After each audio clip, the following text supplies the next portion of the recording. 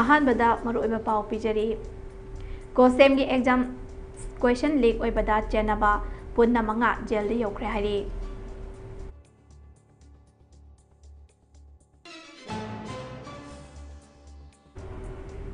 Cookie जो सिंगी total shutdown Jiri लंबीदा तौबा यारोय हाइना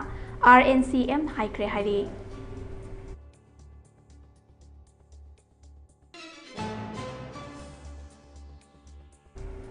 state असि तोंगान तोंगानबा district सिंगदा ngarang thiba humgi thabak chathabada aina thingkhraba lalhaulup singi miyoi sing phagat pangamkhre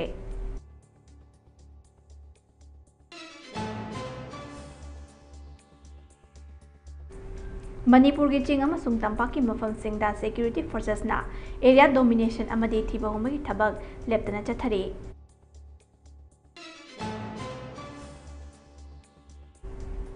amadi Saizang kuki bele sep sakhang daba sengna kaptuna halap le hari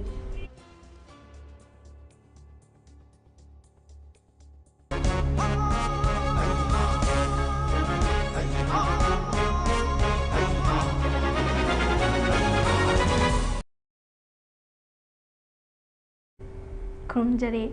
Mami TV na sandok chaba Manipuri pau miyeng tabi basingbu hanbo magtada ngangum PINGKU na taram okjare pau sandok na pijare Council of Higher Secondary Education Manipur na lawba class 12 ki exam da question leak oibada chanaba oja pun namanga sukre haina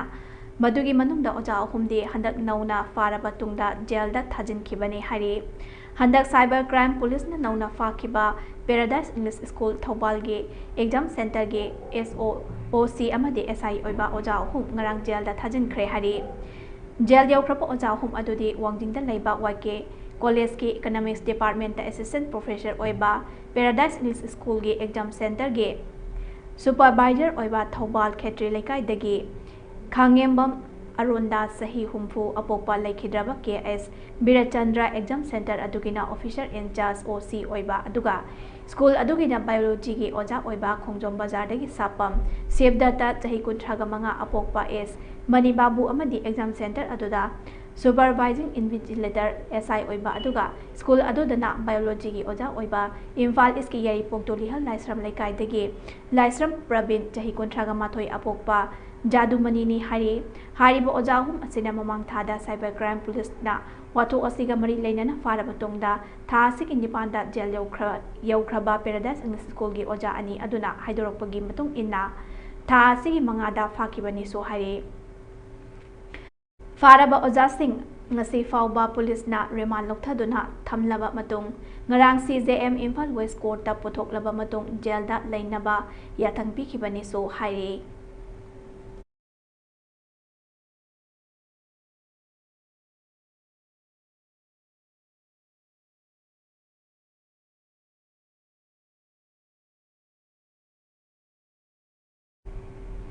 State asigi tongan ba district singda ngarang thiba humbagi thabak chathabada aina thingkraba lalholup singge miyoi sing phagatpa ngamkhre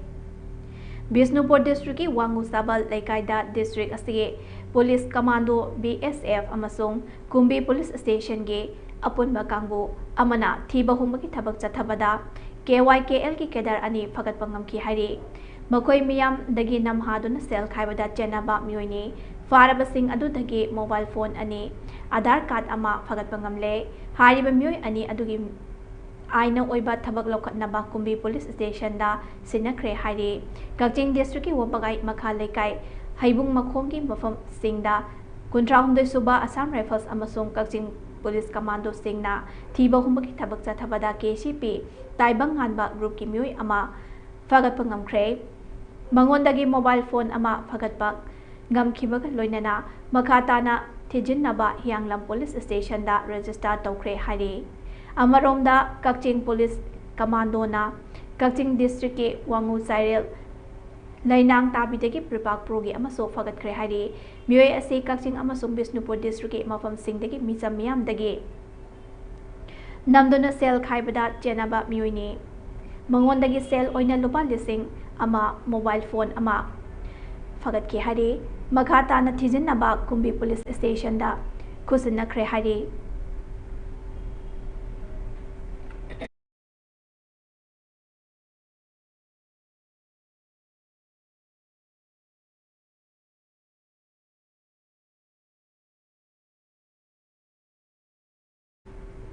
Cookie Josingi Organization KSO Jerebam Masong Tangmenglong na tha asigi Nepantagi National Highway 37 Imphal Jerebam Lambida Matam Kaktaba Total Shutdown gi Khongjang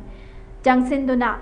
Lambi asida namna tariba Rongmai Furupki Miyosingda Chathok Chasinda Ayet Apan Athengba Piribasing ase Khudakta Handokpaga Loinana Makhatana Tauba Yaroi Haina Rongmai Naga Council Manipur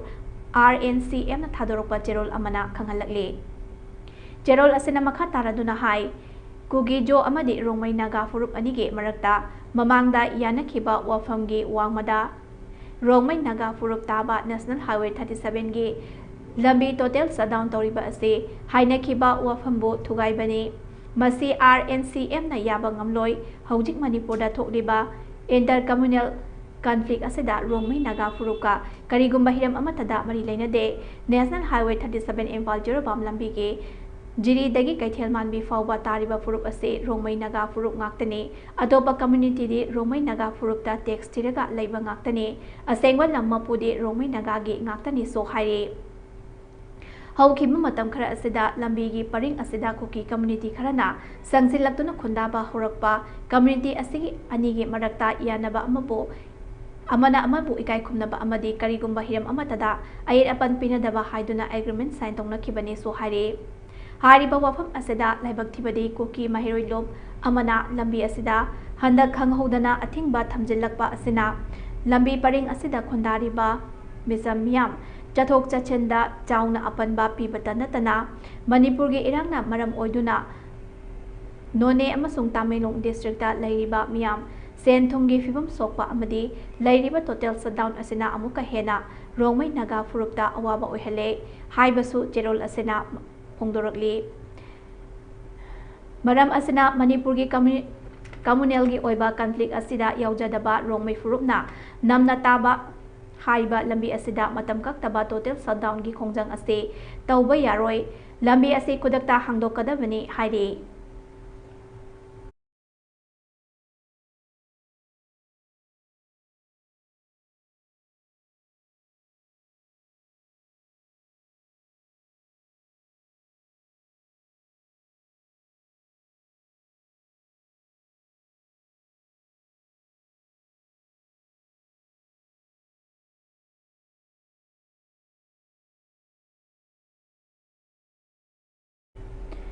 Manipur gi ching amasung tampaki mafamsingda security forces na area domination amade thiba humagi thabak leptana chathari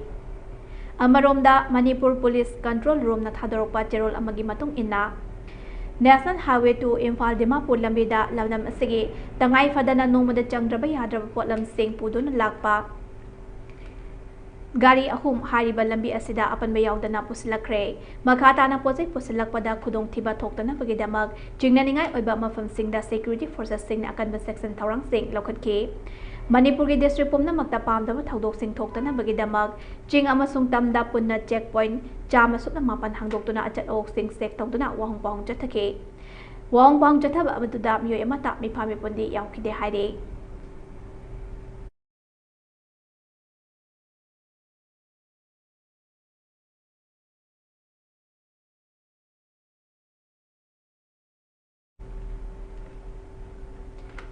Sakangdaba singna kaptuna hatlamle hari Saijangko ki village save Kangpokpi district ke cycle police station ge manungchanna laiba Saijangko ki village save Lanthanang Damgel Chahi humputara ga taret haukiba mas mapan ge ayu anganba pung amaga minute kontra rom tabada adwaida masagi mayumda sakangdaba myoi khara laktuna nongmaina kaptuna hatlamle hari Maki makokta nongmai maru ani amade thabakta nongmai maru panbagi dakfam lairam khisu hairi adumapu village save ase hatlamba se thodok asega mari leinana imung manunggi miyosingna police station da complaint amata torokpa leitre adumapu misi asigi matangda mari leinaba authority singna su moto amalokhatlaba matong tijen humjin bagi thabak chathabade haukhre hairi Village save ase kanana karigidamak halamlibano haiba hojik phawbagi oinadi khangba ngamdre amadi group amatanasu mihat asigi matangda claim tarokpa leitre haina official singna thadorokpa paw amana haire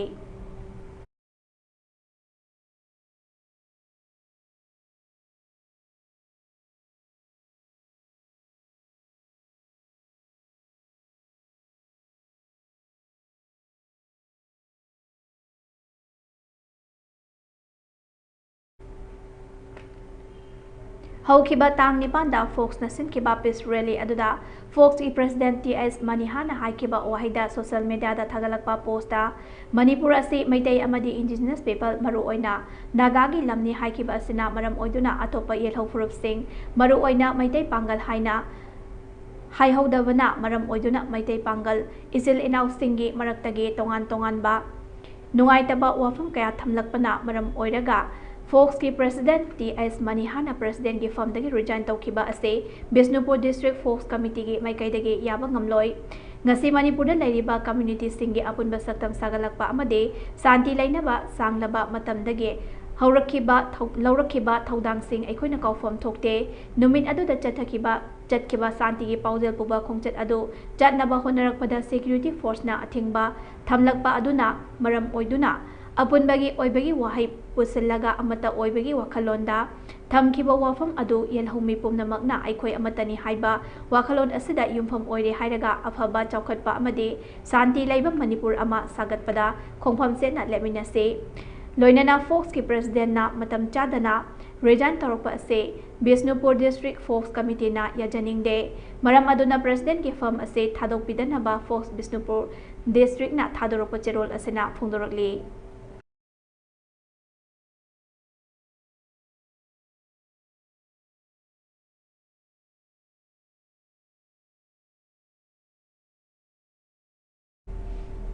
ꯄꯥꯎꯒꯤ ꯃꯔꯛ ꯊꯠꯅ ꯑꯇꯦꯟꯕ break ꯑꯃ ꯂꯧꯃꯤꯟꯅꯁꯤ꯫ 5th State Level Open 9-Man Aside Football Tournament 2025 No Outcome League pangthoklagani. Langmaidong Mamang Laikai Citizen Club na sinjaduna mangarak suba State Level Open 9-Man Aside Football Tournament 2025 No Outcome League asida winner gi oina ₹80,000 with trophy, runners up 50,000 with trophy, best player 3,000, best scorer 3,000, best goalkeeper 3,000, best defender 3,000, best discipline team 3,000 mathang sitna mana mathum kaya thamjari. Tournament asige last date of submission chotliba tha asige 13 ta loyana manager meeting date asina chotliba tha asige kunda pangthokjagani. Opening match date asina chotliba tha asige kulhumdoi da hairiba tournament asige admission fee na ₹5,000 oigani. Akopa marol gi namak 8837222629 the contact to view.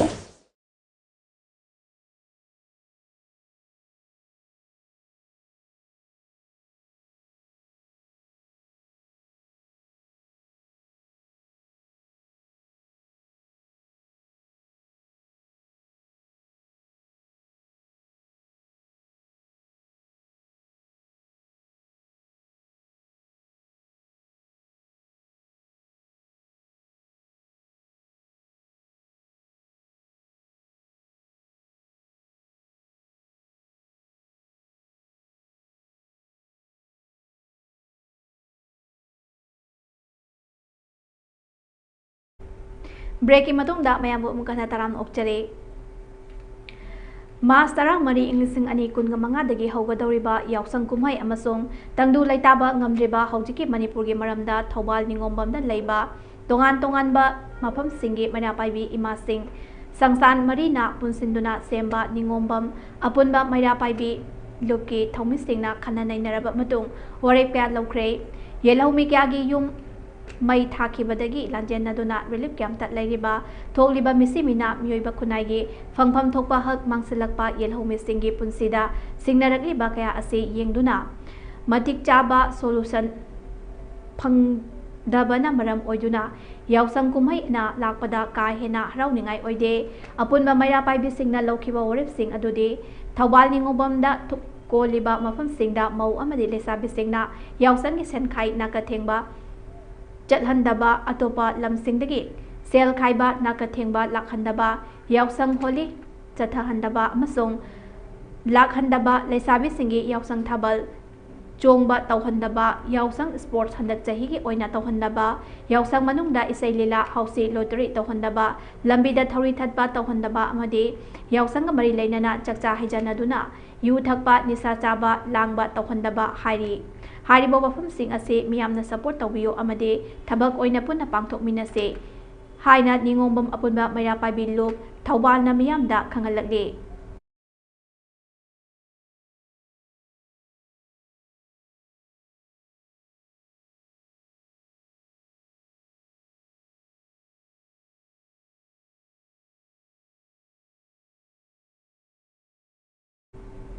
like-minded group LMG Manipurna awa ana taraba imung kayada leptana mateng panglakpagi saruk ama oina haukiba March ki tang marigi ayuk pung 13 rom tabada Bisnupur ki FCI godown da cheng lauba chatpada godown aduda makon saduna leiramba khoire na mioi mari sikpagi manungda leisombam jiten chahini fu apokpa el amu sing laikanaba ngamdana taibang pal thadokre haiba social media da thengnarakpadagi jiten gi lana thauram gidamak mateng oina basel yauna asa athak sing ngasi ayuk relief camp ta chatuna mateng pangkre jiten leimram maroi sing dagini Kangluki lan asina mayum thadok lamlaga Leimaram High School da hangliba relief camp da changjafam lauduna lairiba myoini jiten apokpa mama mapaga pun laibani ngasigi tengmang khongjat aduda group asigi advisor board member Sobita Mong Jam Secretary Ojit Sorokaibam Secretary Assistant Secretary Surendra Ningomba Executive Member Salam Sobita Maibam Boinau Maibam Joy Kumar Athok Chom PK Hurongbam na chingba kyasu saruk yaki tengbang khongjat aduda mari leinana LMG Manipur gi Secretary Ojit Soro Khaibam na phongdokhibada lan ge saithek phanglingai chairak asida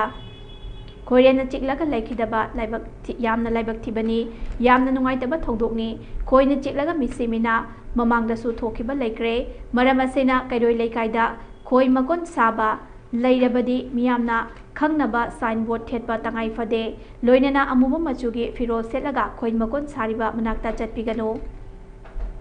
maramdi umaibina khoirada yauba khoihi chaba loiraga kanna pairaga chatkhaba matamda umaibi adugi machu manaba dress setpa myoi aduda he hek chikale asiguma thodok asidagi aikhoi section minase haikhe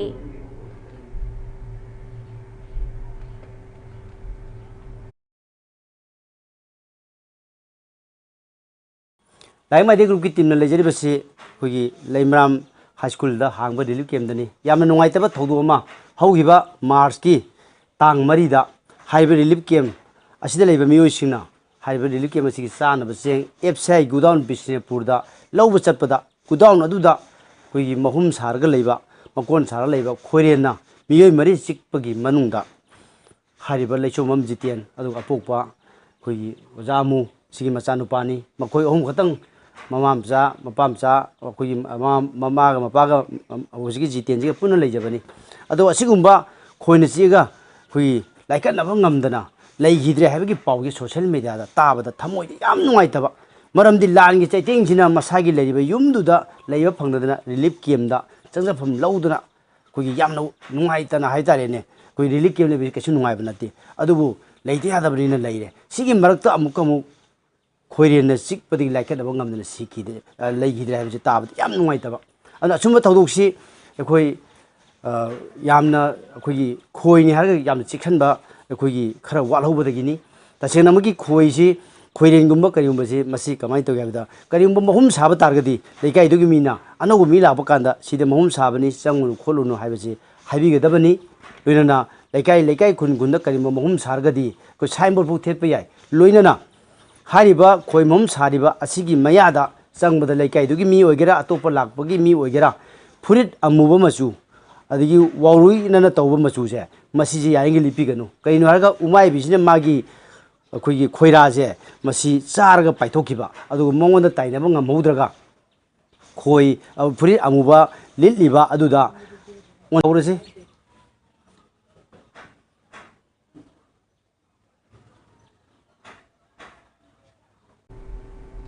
45 National Master Athletics Championship Inglesing ani kun gamanga da saru yaruba Athlete Kaksing District ke Wangu Laifam dagi gold medalist Amom Momon Devi amadi Amom Isai Hanbit Devi anibu ngasi Wangu gi miyamna taramna okre Master Athletic Federation of India na sinduna tha sige maridagi mapal fawba Karnataka gi Bengaluru da laiba Sri Kantirba Stadium amadi Sai Bengaluru da pangthukiba championship adugi tongan ba athlete masana singi event singda India gi state kya dagi lakpa athlete singna saru yaduna pangthukiba championship ta nupi athlete ke chahi humfudra mathaki sugunu SC gi Wangu Laifam dagi amom Isai Hanbi Devi na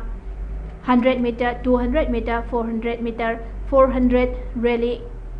meter amadi 400 to 100 rally meter gi event khudingmakta gold medal manga lauki amaromda championship adugi nupi gi sahi humpudara manga mathaki dasu laikai asi maktadagi amom momon debina 400 meter da bronze 400 rally amadi 400 to 100 meter rally da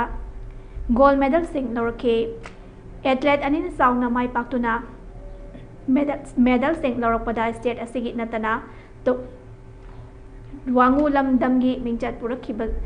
bu pukning thogatuna LYA wangu amadi wangu gi miyamna tampha lairembi haraubum wangu dagi miyamna lambida athlete anibu laiparing lengyan amadi kudol pot sing pituna taramna oglaba matungda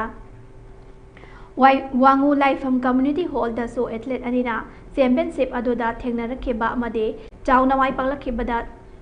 matangda paudam ke athlete anina miyamda tamki thauram aduda wangu gram panchayat ki administrative committee ki chairman laisram deben GP asigi hanigi pradhan loitongbam sarat elastona maitai senior citizen wangu gi loitongbam Chandra athlete anigi mapuroiba amum thopa amadi amum isingzauba amadi atai myu kyasu saruk yaki ningsing bayai championship asida gold medal kya lawrakraba athlete animak mamang sahida state ki thakta khuman lampakta pangthokiba athlete masana kyada gold amadi silver medal sing fanglakhiba laikhrabani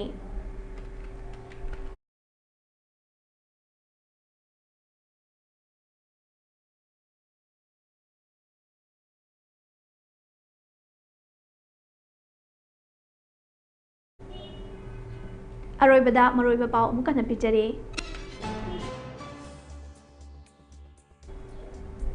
ko sem gi exam da question leak oibada chenaba punna manga jail yokre hairi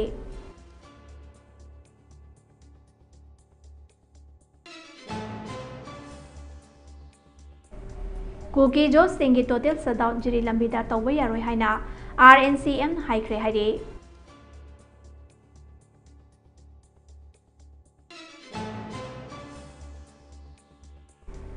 State asigi tongan ba district singda ngarang thiba humaki thabak chathabada aina thingkraba lalholum singi miyoi sing fagat pangamkre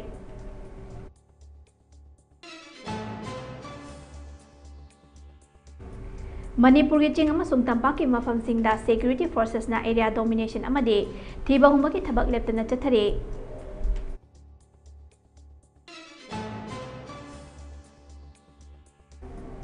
amadi Saidang kuki village sep sakhangdaba singna kaptuna halam le hairi